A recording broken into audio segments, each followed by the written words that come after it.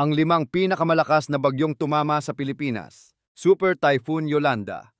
Noong Nobyembre 2013, tumama si Yolanda sa Pilipinas. Hangin na halos 315 kilometro bawat oras. Noong panahon na iyon, ito ang pinakamalakas na bagyong naitala sa kasaysayan ng mundo. Nang salpukin ng storm surge ang Tacloban, parang tsunami. Lahat ng dinaanan, tinangay. Mahigit 6,300 ang namatay at 75 bilyon ang halaga ng mga naging pinsala. Matapos ang unos, walang kuryente, walang tubig at libu-libong pamilya ang nawalan ng tahanan. Bagyong Uring.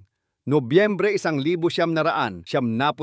Akala ng lahat mahina lang si Uring, pero biglang bumuhos ang ulan sa Leyte nang walang tigil. Sa Ormoc City, isang dambuhalang baha ang bumagsak mula sa bundok. Tubig at putik ang kumubkob sa buong lungsod sa loob lang ng ilang minuto. Mahigit 5,000 katao ang nalunod o nawala. Ang gabing yon, isa sa pinakamadilim sa kasaysayan ng Ormoc. Bagyong Ondoy.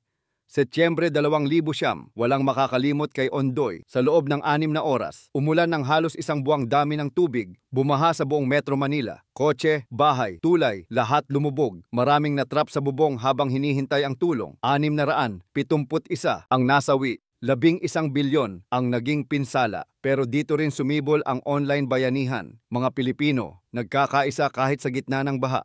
Bagyong Pablo. Disyembre 2012, unang beses sa matagal na panahon na tumama ang super typhoon sa Mindanao. Si Pablo ay may hangin na halos 280 kilometro bawat oras. Pinadapa ang mga punong kahoy, pinadulas ang mga bundok. Sa Compostela Valley, parang gumuho ang mundo. Mahigit 1,900 ang namatay at 24 na bilyon ang nawala. Mindanao noon, hindi sanay sa ganitong kalakas na bagyo, kaya marami ang hindi handa. Bagyong Odette.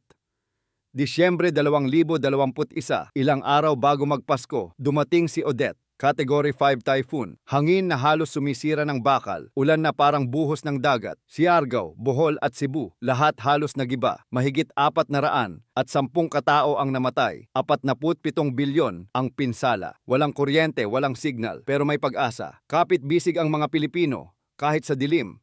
Nasira ang mga bahay, nawala ang mga mahal sa buhay, pero hindi kailanman nawasak ang loob ng Pilipino. Ngayon, meron na namang papadating na isang super typhoon.